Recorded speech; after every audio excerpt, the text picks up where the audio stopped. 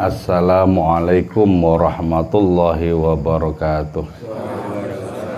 Bismillahirrahmanirrahim. Hamdan wa thana'an laka ya Allah, salatan wa salaman laka ya Habiballah wa ala alika wa ashabika ya khair khalqillah, laka ya Rasulullah wa li jami' man itaba'adinaka ya Habiballah, haqiqatan min ladun Adam la yaumil qiyamah.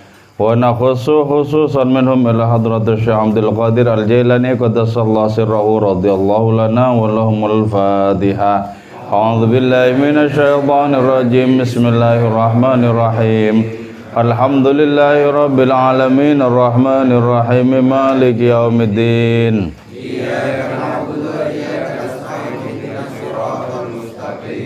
Shiratal ladzina an'amta 'alaihim ghairil maghdubi 'alaihim waladdallin. Amin.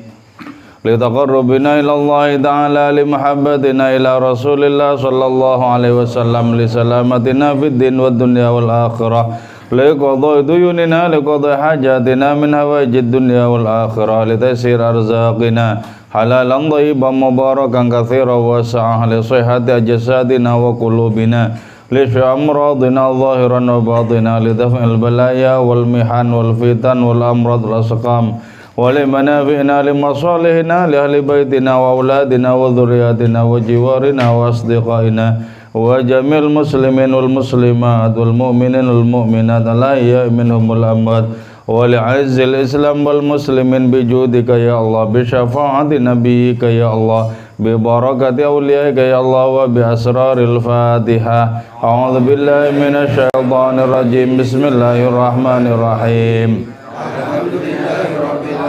Ar-Rahmanir Rahim maliki yaumiddin. Iyyaka na'budu wa iyyaka nasta'in. Ihdinas siratal mustaqim. Walladzina an'amta 'alaihim ghairil maghdubi 'alaihim waladdallin. Amin. Alhamdulillah, kita bersua kembali dalam kajian kitab tafsir Al-Jailani, yang pada malam hari ini kita masih melanjutkan kajian penutup dari surat Al-Baqarah. Ini sudah yang ke-7 kalinya. Jadi penutup surat Al-Baqarah ini berarti tidak rampung dibahas di dalam 7 pertemuan. Dan kita senantiasa berharap di dalam batin kita masing-masing, moga-moga kita mengkaji kitabnya Syekh Abdul Qadir Jailani ini mendapatkan barokah dari beliau, mendapatkan relasi rohani dengan beliau, sehingga walaupun jarak antara kita dengan beliau itu jauh, kita moga-moga diakui sebagai pengikutnya. Dan orang yang diikuti itu tentu saja bertanggung jawab terhadap nasib kita. Jadi kalau kita betul-betul mengikuti seorang wali, seorang sufi dengan sungguh-sungguh, dengan penuh ketekunan, maka insya Allah nasib kita itu diperjuangkan oleh beliau. Ada sebuah kisah ya, orang yang mengikuti mazhab Maliki, mazhabnya Imam Malik, itu pengikut ini wafat. Nah, tutur lekasnya itu adalah ketika yang wafat dari pengikut mazhab Maliki ini dikubur, sebelum Mungkar dan Nakir yang bertugas untuk mengajukan pertanyaan itu datang, di dalam kubur itu orang tadi sudah ditunggui oleh Imam Malik. Ketika 2 malaikat Mungkar Nakir datang, Imam Malik langsung bilang, ini santriku, ini pengikutku, tidak usah kau ragukan keimanannya, sebaiknya tidak usah berlangsung tanya jawab itu. Jadi kan enak ya. Jadi ngikuti orang yang dekat dengan Allah itu enak. Kenapa? Karena ada tanggung jawab dari orang yang diikuti itu untuk memperjuangkan para pengikutnya. Jadi selama kita masih bisa diperjuangkan, maka kita diperjuangkan. Nah, kalau para wali saja bisa bertindak seperti itu dengan izin Allah Ta'ala, apalagi kalau kita betul-betul membangun relasi yang kuat dengan Kanjeng Rasul Muhammad Sallallahu Alaihi Wasallam. Tentu beliau lebih kasih sayang, lebih bersikap belas kasih terhadap diri kita dibandingkan para wali manapun, para sufi manapun. Oke. Allah Ta'ala itu adalah Tuhan yang mutlak. Mutlak itu sama sekali berarti tidak ada keraguan pada hadiratnya. Tidak ada apapun yang perlu diragukan, karena Allah Ta'ala itu mutlak. Beda dengan kita manusia yang nisbi. Nah, karena kita manusia itu nisbi, maka kita tidak boleh memutlakkan diri kita sebagaimana kita memutlakkan orang lain. Itu tidak boleh. Karena itu kita bersandar kepada insya Allah atau moga-moga Allah Ta'ala merestui, bersandar ke sana. Tidak bisa kita mutlakkan. Jadi yang mutlak itu Allah Ta'ala. Nah, karena Allah Ta'ala itu mutlak benar, maka Al-Quran yang datang dari hadiratnya itu mutlak juga, la raiba fi, tidak ada keraguan di dalamnya. Jadi ya, kalau di dalam hati kita manusia itu ada perasaan ragu terhadap isi Al-Quran, itu bukan karena Al-Qurannya yang pantas diragukan, tapi karena adanya penyakit hati di dalam diri manusia, dalam diri kita. Kalau kita tidak begitu bergairah mengikuti Al-Quran, bukan Al-Qurannya tidak pantas diikuti, tapi karena ada penyakit rohani di dalam diri kita. Jadi Al-Quran itu la raiba fih, tidak mengandung adanya sedikit pun keraguan di dalamnya. Nah, bagi siapa Al-Quran itu tidak mengandung keraguan? Liman amanah fi ghaibil huwiyah, bagi orang yang beriman. Nah, ini perlu kita ingat ya, bahwa beriman itu tidak saja percaya loh. Percaya misalnya ya, bahwa yang menciptakan semesta ini adalah Tuhan. Percaya bahwa ajaran Islam itu benar. Itu tidak saja percaya iman itu. Jadi iman itu mesti dibarengi dengan adanya tindakan. Karena itu sabda Kanjeng Rasul, al-imanu oryanun, iman itu telanjang, walibasu taqwa, dan pakaiannya itu adalah melaksanakan perintah-perintah ajaran agama dan menjauhi larangan-larangannya. Itu pakaian dari keimanan. Jadi karena itu ketika kita sudah memiliki keimanan itu, tentu saja kita sangat hakul yakin bahwa Al-Quran itu, pedoman kita itu sama sekali tidak ada apapun yang harus kita ragukan, yang pantas kita ragukan, itu tidak ada. Ini penting ya, penting. Karena berkaitan dengan adanya tanya jawab di alam kubur nanti itu loh. Jadi ketika ditanyakan, ma imamukah? Jadi ketika ditanyakan pedomanmu itu apa? Jadi, nah kalau di dalam kehidupan ini memang tidak berpedoman kepada Al-Quran, walaupun secara gamblang gitu ya, maka kita akan mengalami kebingungan. Sama dengan orang-orang yang hanya tahu secara pengetahuan, secara konsep bahwa Tuhan itu adalah Allah Ta'ala, akan bingung ketika ditanyakan siapa Tuhan, akan bingung. Sebab yang menjawab itu bukanlah akal kita, bukanlah pengetahuan kita. Yang menjawab itu adalah realitas dari amal kita. Jadi kalau di dalam kehidupan ini kita betul-betul menuhankan Allah Ta'ala, maka otomatis jawabannya itu lancar. Sebab tanya jawab di alam kubur itu tidak berkaitan dengan ilmu pengetahuan, tapi berkaitan dengan amal. Sama. Orang-orang yang di dunia ini sudah kadung mengagungkan Kanjeng Rasul, ketika ditanya oleh dua malaikat itu, maka secara otomatis Beliau adalah hamba dan utusan Allah Ta'ala, sudah kadung mengagungkan di dunia ini. Jadi di sana akan sangat mudah, karena jawaban itu adalah jawaban realitas. Sebab ya gini ya, orang mati itu kan sebenarnya sama dengan orang tidur. Karena itu disebutkan bahwa tidur adalah saudara mati. Kan itu.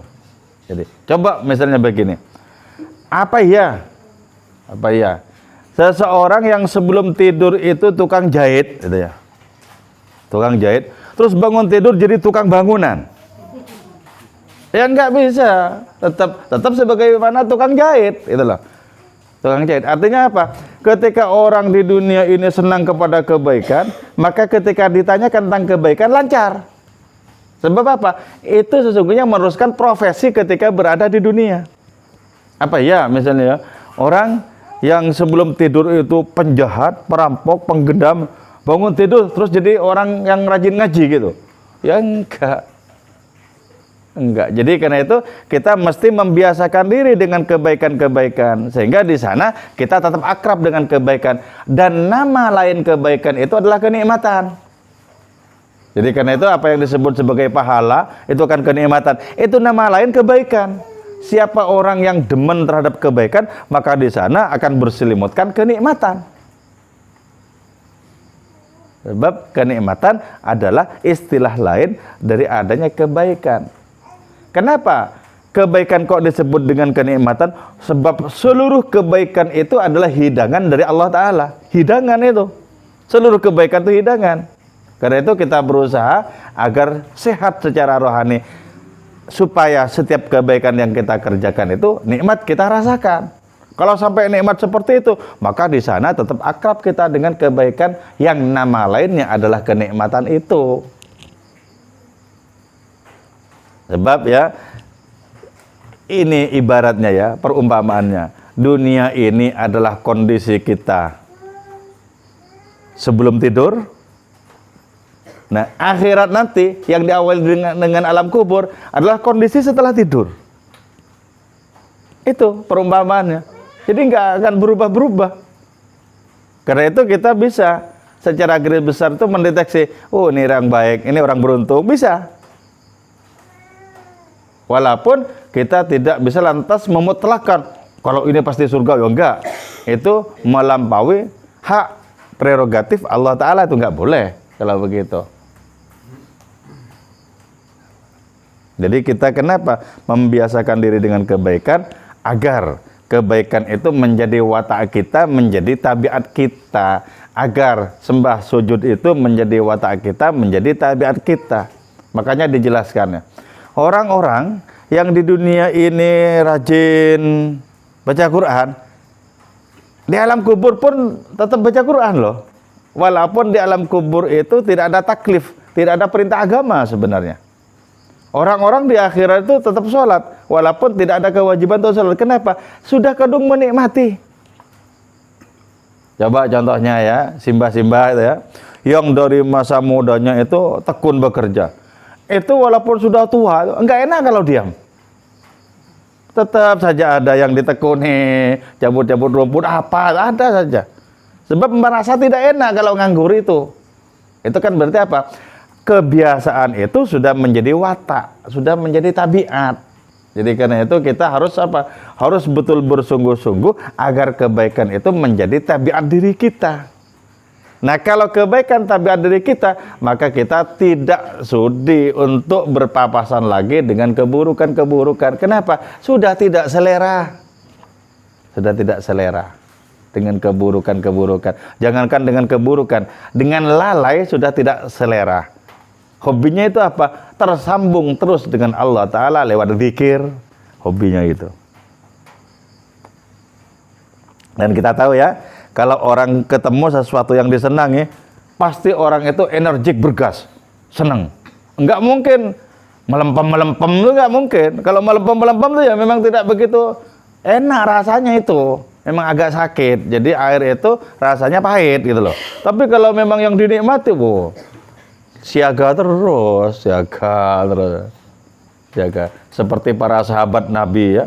ketika mereka itu selesai sholat berjamaah, sholat wajib itu dengan perasaan bergetar, bergembira, deg-degan, nunggu sholat jamaah yang berikutnya. Kenapa? Karena sudah kedung menikmati.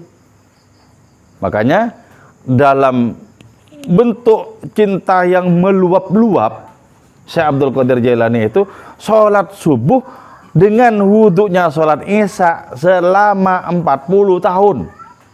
Itu dari saking gregetnya loh ya terhadap kebaikan itu. 40 tahun sholat subuh dengan wudhunya sholat isya, berarti kan nggak pernah tidur itu, nggak pernah tidur. Jadi ini yang kita ambil itu apa? Untuk mengambil secara aksidental, secara letterlek mungkin nggak bisa. Kita terlampau kecil, terlampau tidak berdaya untuk itu. Tapi mengambil semangatnya sesuai dengan porsi kemampuan kita, itu perlu ngambil semangatnya. Jadi yang bisa kita terapkan, kita terapkan. Jangan diambil 40 tahunnya itu. Percuma, nggak mungkin bisa. Secara akal kita itu nggak mungkin bisa. Tapi wallahu alam kalau tiba-tiba Allah Ta'ala menghendaki itu. Kalau Allah Ta'ala menghendaki. Sebab Allah Ta'ala itu bisa berkehendak apa saja terhadap siapa saja. Allah Ta'ala memang memiliki hukum alam, tapi Allah Ta'ala tidak wajib tunduk kepada hukum alamnya. Hukum alam itu contohnya adalah pohon rambutan berbuah rambutan, hukum alam. Tapi Allah berkehendak pohon rambutan berbuah kelapa, ya boleh, bisa juga. Kalau Allah Ta'ala tidak wajib tunduk kepada peraturannya sendiri, tidak wajib. Yaf'alu ma yasha', Allah bisa berbuat apapun yang dikehendaki. Oke ya. Jadi Al-Qur'an itu tidak mengandung keraguan sedikit pun di dalam memberikan petunjuk bagi orang yang beriman. Terus selain bagi orang yang beriman, wa adamat tawajjuha nahwahu, kepada orang yang terus-menerus memfokuskan diri memuliakan Al-Qur'an. Memuliakan Al-Qur'an. Memuliakan Al-Qur'an itu artinya apa? Kita itu membangun adanya keterhubungan yang hangat, yang penuh dengan ta'zim terhadap Al-Qur'an. Salah satu putra dari Abu Jahal itu ternyata menjadi pentolan di dalam Islam, namanya Ikrimah. Ikrimah bin Abu Jahal. Abu Jahalnya itu kita tahu buruk, tapi Ikrimah ini menjadi orang yang sangat mulia dan sangat berperan di dalam pengembangan agama Islam. Ikrimah itu kalau megang Al-Quran, habis baca Al-Quran, pegang Al-Quran, itu Al-Quran ditaruh di kepalanya. Ini firman Tuhanku, ini firman Tuhanku. Jadi sangat dimuliakan. Sangat dimuliakan. Karena itu sangat dipertanyakan taklim seseorang ketika megang Al-Quran, melambai-lambai begini saja. Lambai-lambai begini, seolah-olah megang koran dan lain semacamnya itu. Jadi ini firman Tuhanku. Jadi enggak ditaruh-taruh di lantai-lantai itu. Taruh yang agak tinggi, itu loh maksudnya. Sebab bagian dari ta'zim terhadap firman Allah Ta'ala adalah ta'zim terhadap kitab Al-Quran itu. Wa adama nahwahu. Sebab kan ada ceramahnya orang-orang Wahabi itu. Habis baca Quran dicium-cium, nggak ada itu dalilnya, Nabi nggak begitu. Wah, di zaman Nabi nggak ada Qurannya, kok nggak ada kitabnya kayak gini, hafal semua. Gimana? Oh dicium-cium, gitu lah ya.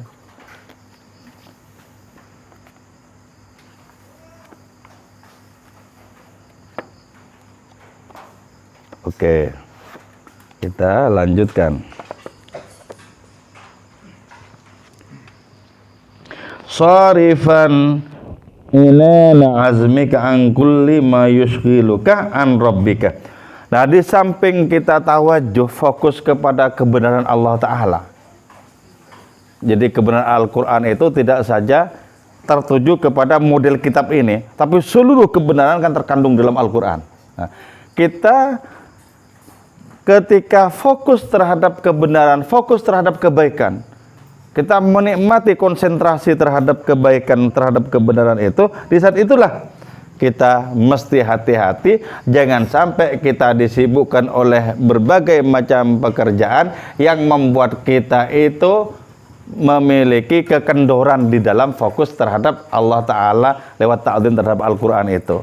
Jadi kan hati-hati dengan berbagai macam kesibukan di dunia ini ya. Kalau kesibukan itu memotong istiqomah kita, tinggalkan saja kesibukan itu, gitu loh. Jangan sampai adanya kesibukan itu membuat kita semakin lama makin jarang bersentuhan dengan Allah Ta'ala lewat ibadah. Makin jarang, makin jarang, makin jarang. Jangan sampai. Jadi kesibukan apapun itu jangan membuat kita semakin berjarak dengan Allah Ta'ala. Jangan. Kan banyak sekali adanya rayuan-rayuan dalam hidup ini. Segala sesuatu yang kita anggap menggiurkan, gitu. Menggiurkan. Nah, karena menggiurkan, maka kita ikuti. Jangan. Kalau kita ikuti, maka kita terputus. Terputus dari adanya semangat terhadap kebaikan. Terputus, jangan sampai. Makanya dalam rangka ini ya, dalam rangka kita bisa menikmati ibadah-ibadah itu jangan terlalu capek. Kalau terlalu capek itu nanti kita sholat dzikiran itu diganggu ngantuk itu pasti nggak nikmat itu, nggak nikmat, tergelir-gelir kayak gitu. Mana nikmatnya kemana ya, hilang gelir-gelir. Jadi jangan, harus ada istirahatnya. Jadi berarti apa, bekerja ya sekedarnya gitu, ada sekedarnya. Misal sudah seharian ya bekerja. Nah nanti habis isya itu dibikin untuk istirahat. Nanti kan 2-3 jam kan sudah cukup, bangun gitu. Bukan seharian bekerja, nanti jam 7-10 menit adzan isya, sholat terburu-buru, tidur sampai subuh. Waduh, kebanyakan itu jatahnya tidur itu. Kebanyakan. Jadi bagi orang yang memiliki semangat ya, orang yang memiliki semangat, nah istirahat itu sekedarnya. Istirahat itu sekedarnya. Kalau orang sudah digerakkan dengan semangat, sebab semangat itu bisa menjadikan energi berlipat-lipat, semangat itu. Tapi kalau memang semangatnya berkurang gitu ya, waktu yang banyak itu nggak dipakai untuk kebaikan tuh. Hanya nonton YouTube itu. Nggak kepakai jadinya. Nah itu dah. Jadi karena itu milikilah bara semangat.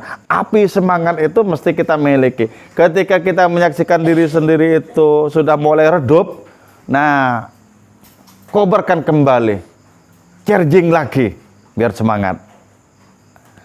Karena manusia itu seringkali mengalami redup itu loh.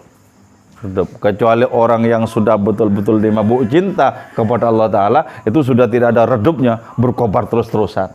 Nah karena kita tidak memiliki jaminan, memiliki kobaran api cinta itu, maka kita harus men-charging diri, charging gitu. Muqbilan bisya'nika nahwa maqsadika. Nah kita mesti senantiasa menghadapkan diri kepada ujung dari tujuan kita. Ujung tujuan kita itu adalah Allah Ta'ala loh ya. La maqsuda illallah, tidak ada tujuan selain Allah Ta'ala. Jadi walaupun kita itu berada dalam kondisi apapun dan dimanapun, kita mesti belajar bahwa kita menghadapi tujuan kita itu loh. Kita menghadapi Allah Ta'ala. Misal kita berada dalam kebersamaan dengan kawan-kawan, tetap fokuskan hati kepada Allah Ta'ala. Kita berada di tengah kesibukan bekerja, tetap sebisa mungkin kita latih fokus kepada hadiratnya, itu kita latih. Jangan sampai ambiar, jangan sampai tertutupi oleh berbagai macam isi kehidupan yang kita senangi. Jangan sampai tertutupi oleh hal itu. Jadi tetap, jadi mukbilan itu senantiasa menghadapkan diri kepada Allah Ta'ala kondisi apapun. Karena itu ya, latihannya adalah apakah setelah kita bangun tidur langsung Allah? Nah itu loh. Jadi harus dilatih itu. Kalau dilatih itu bangun tidur langsung Allah yang disapa pertama kali. Nah itu bagus berarti sudah. Kalau bangun tidur langsung menyapa Allah Ta'ala, nanti setelah itu tinggal mempertahankan adanya fokus kepada hadiratnya itu, dipertahankan. Tapi kalau bangun tidur, langsung cari HP-nya. Ada WA baru apa enggak ya? Terus lama sudah kemana-mana, baru ingat, alhamdulillah, wah ya nomor sekian Allahnya itu kan. Nomor sekian. Jadi jangan bangun tidur langsung, biasakan kita menghadapkan diri kepada alhamdulillah. Sesungguhnya aku ini bangun karena engkau bangunkan aku. Sesungguhnya aku ini segar karena kau buat tidurku bermutu ya Allah. Andaikan kau tidak membangunkan aku, maka sampai di hari kebangkitan aku tetap tidur. Nah itu. Jadi biar berkualitas. Mu'ridun ala nafsika ma fihi minal haqa'iq wal ma'arif. Nah, terus kita itu belajar ya.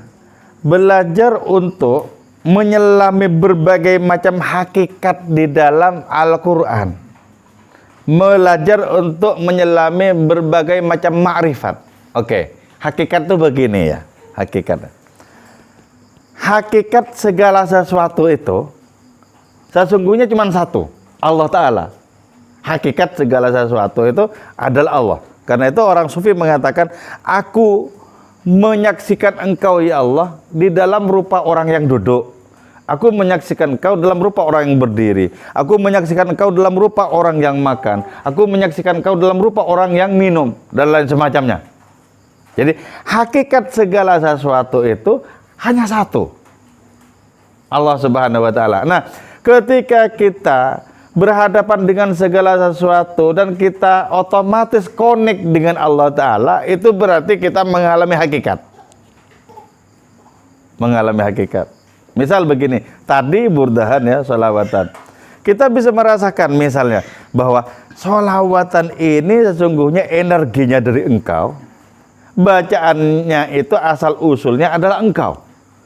Dan tertuju hakikatnya kepada engkau juga. Jadi kita bisa merasakan diri ini merupakan bagian dari arus ilahi menuju kepada ilahi. Nah, kalau itu sampai bisa dialami, berarti kita mengalami hakikat. Misalnya sholat ya, sholat. Kita merasakan kita menghadap kepada yang menguasai seluruh alam raya. Dan kita menghadap itu merupakan bagian dari karunia yang diberikan kepada kita. Nah, sampai kita merasakan seperti itu, kita berarti mengalami hakikat. Mengalami hakikat. Sehingga kita bisa menyaksikan peran Allah Ta'ala di balik tidur kita, di balik bangun kita, di balik kerja kita, di balik rezeki-rezeki yang diberikan kepada kita. Kita bisa menyaksikan peran-perannya Allah itu. Nah, ketika kita sudah mendeteksi, mengetahui bahwa di balik segala sesuatu itu ada peran-peran Allah Ta'ala, nah, mengetahui dengan merasakan seperti itu yang disebut sebagai marifat. Jadi sebenarnya kita setiap saat itu sebenarnya bertransaksi dengan Allah Ta'ala. Ketika kita bertransaksi dengan hadiratnya, sesungguhnya kita itu sendiri adalah bagian dari percikan hadiratnya itu. Jadi ini memerlukan adanya kesungguhan untuk mengasah ilmu rasa. Ilmu rasa. Jadi, sebenarnya kan Allah Ta'ala ya, yang memfungsikan alat pada diri kita berupa penglihatan. Jadi berupa penglihatan. Jadi penglihatan ini sesungguhnya alat milik Allah Ta'ala yang difungsikan dengan cara kita bisa melihat. Jadi dibalik melihatnya kita itu adalah peran Allah Ta'ala. Nah, ini pentingnya kita mengasah ilmu rasa. Kita asah ilmu rasa itu. Nah, ilmu rasa itu akan mudah kita asah kalau hati kita bersih. Bersih dari berbagai dosa. Bersih dari berbagai kelalaian. Bersih dari berbagai macam keinginan kepada yang lain. Bersih. Kalau hati kita bersih, maka gampang diasah. Untuk mencapai ilmu rasa itu gampang kalau hati kita bersih. Menjadi agak berbelit-belit kalau kita lebih mengidolakan yang lain. Lebih senang kepada yang lain. lebih berhasrat kepada yang lain, itu bisa berbelit-belit. Berbelit-belit. Jadi kalau kita pengen cepat di dalam menempuh lorong rohani agar kita sampai kepada ilmu rasa itu, maka bersihkan hati kita dari hasrat kepada yang lain. Jadilah seperti Nabi Yusuf yang ketika ditarik-tarik oleh sang nafsu Zulekha, kabur bagaikan orang gila. Ditarik-tarik sama rayuan dosa-dosa, terus direspon, ya manggil aku apa? Ya berbelit-belit persoalannya di situ. Prosesnya bisa berbelit-belit. Wal hikam, dan hikmah. Jadi kita itu ketika betul-betul menekuni kebenaran-kebenaran ilahi itu, kita akan diperjumpakan dengan hikmah. Hikmah itu merupakan puncak dari ilmu.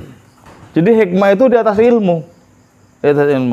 Dengan hikmah orang itu akan benar di dalam bertindak. Akan tepat, akan pas ketika bertindak. Itu dengan hikmah.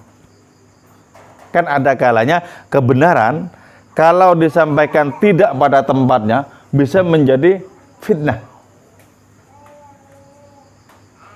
Contoh begini ya. Saya menyampaikan ilmu yang mendaki-daki itu. Yang sulit untuk betul-betul bisa dipahami. Itu hanya akan melahirkan kebingungan itu. Tidak pada tempatnya. Nah, itu berarti apa? Berarti kalau begitu, saya tidak memiliki hikmah. Sebab apa? Saya menyampaikan sesuai dengan adanya hasrat saya sendiri. Tidak mau tahu ini bisa terpahami atau tidak. Itu berarti saya tidak menggunakan hikmah. Tapi ketika misalnya saya menyampaikan dan itu bisa dicerna, bisa dipahami, bisa dikelola, bisa dijadikan amal, itu berarti saya menggunakan hikmah. Makanya ya, ada kitabnya orang sufi itu dari saking sulitnya, berisi yang mendaki-daki tentang pengetahuan keilahian itu, disuruh bakar sama Nabi Khidir. Bakar saja ini kitabmu ini. Toh tidak bisa dikonsumsi oleh banyak orang. Jadi, sebab kan ada tasawuf falsafi itu ya, yang ketika kita baca sulit sekali untuk bisa memahaminya itu. Sulit banget. Nah, itu kan akhirnya apa? Akhirnya tidak bisa terpahami oleh banyak orang, dan karena itu kemudian menjadi muspra, menjadi sia-sia. Karena itu disuruh bakar saja itu. Jadi karena itu ya, yang paling bijaksana, paling memiliki hikmah itu adalah Nabi. Nabi berbicara dengan orang paling bodoh, orang yang paling bodoh itu tetap bisa paham. Berbicara dengan orang yang paling intelek, paling cerdas, tetap Nabi itu bisa mengimbangi. Karena asal-usul ilmu itu adalah Nabi. Berbicara dengan siapa saja, menyenangkan Nabi itu. Sampai setiap orang yang ditanya itu merasa mereka diistimewakan oleh Kanjeng Nabi. Dari saking hikmahnya itu begitu kuat. Jadi misalnya ya, di sini ada beberapa orang. Ada beberapa orang seperti ini. Kalau kita sampai berada di hati masing-masing orang dengan kesan yang sangat enak, oh itu berarti hikmahnya bagus itu. Kalau berada di masing sangat enak itu, sangat teduh hati kita ketika misalnya berhadapan dengan orang itu. Oh itu penuh hikmah itu, penuh hikmah. Dan itu tidak mudah, sebab boleh jadi kalkulasi pikiran kita, tindakan kita benar, tapi menurut sana berlebihan. Kan sulit untuk mengukur kadar orang itu kan nggak mudah. Jadi kita misalnya mau berbicara apa, tema apa semacamnya, itu kan tidak mudah untuk betul-betul bisa dinikmati. Contohnya itu begini misalnya. Kita sudah kadung semangat berbicara tentang politik mutakhir. Ternyata enggak ditanggapi sama sekali. Oh berarti itu enggak cocok sebagai makanan orang yang mendengarkan itu. Enggak cocok. Wal ahkam, juga kita akan tahu tentang adanya hukum-hukum Allah, ketentuan-ketentuan Allah Ta'ala dengan mendalami kebenaran itu ya. Karena itu ya, orang yang tidak bisa baca kitab, tidak bisa baca tafsir dan lain semacamnya, tetap hatinya peka. Kalau orang itu senantiasa menyelami kebaikan, kebenaran, peka. Oh, ini sepertinya enggak enak kalau diungkapkan begini. Jadi akhirnya apa? Jiwanya itu halus. Nah, itu hukum-hukum yang tidak langsung ya, yang tidak hanya berkaitan dengan halal haram gitu. Tapi menimbang. Wal qisas wat tadhkirat, kita akan juga mendapatkan berbagai manfaat, berbagai nilai yang terpuji dari adanya kisah-kisah. Al-Quran itu kan penuh dengan kisah-kisah ya. Yang paling spektakuler tentu saja adalah kisahnya Nabi Yusuf. Sampai Allah Ta'ala menyebutkan sebagai ahsanal qasas, kisah paling indah. Kisahnya Nabi Yusuf itu. Jadi mulai dari awal sampai akhir itu berbicara tentang Nabi Yusuf. Wah, asik sekali, indah sekali. Sampai ada beberapa novel yang berkisah tentang percintaan Nabi Yusuf dan Siti Zulaikha itu. Wa tadhkirat, kita akan dekat dengan berbagai macam peringatan. Peringatan ya, kalau kita memiliki hati yang peka, peringatan itu tidak hanya berupa nasihat atau pengajian. Peringatan, tapi bisa merupakan peristiwa alam. Contoh tadi ketika malam datang ya, kita bisa langsung mengambil peringatan. Nanti ketika aku mati, kelamkah juga kuburku. Jadi bisa ngambil peringatan. Ketika turun hujan, bisa langsung, moga-moga rezeki rohaniku deras sebagaimana hujan ini. Bisa langsung. Ketika kita menyaksikan daun-daun berguguran diterbangkan oleh angin itu, kita bisa merasakan tak ubahnya, mirip seperti itulah takdirku. Tapi kalau kita dijadikan oleh Allah Ta'ala sebagai orang beruntung, walaupun nasib kita seperti daun-daun yang berterbangan, nanti jatuhnya itu di tempat yang teduh, yang enak, bukan di bebatuan yang panas terik matahari, itu bukan. Ini kan keberuntungan demi keberuntungan ini yang kita alami sekarang di dunia, baik keberuntungan materi maupun keberuntungan rohani, itu murni diperankan oleh Allah Ta'ala. Bukan karena amal kita, bukan karena ilmu kita, sama sekali tidak. Diperankan oleh Allah Ta'ala. Diperankan. Jadi kalau sudah bisa merasakan seperti itu, kita akan merasakan bahwa kita itu diliputi oleh rahmat Allah Subhanahu wa Ta'ala. Oke ya, ini mungkin masih sekitar 2 atau 3 pertemuan lagi pembahasan tentang penutupnya surat Al-Baqarah ini. Moga-moga ini bermanfaat dan barokah untuk kita. Moga-moga sisa umur kita menjadi makin akrab dengan Allah Ta'ala dan berguna bagi sesama. Moga-moga kita dijauhkan dari bencana dan malapetaka. Moga-moga kita dijauhkan dari penyakit-penyakit yang sulit obatnya. Moga-moga negeri kita Indonesia ini dalam keadaan damai, dalam lindungan Allah Subhanahu wa Ta'ala. Wal afwa minkum. Wassalamualaikum warahmatullahi wabarakatuh.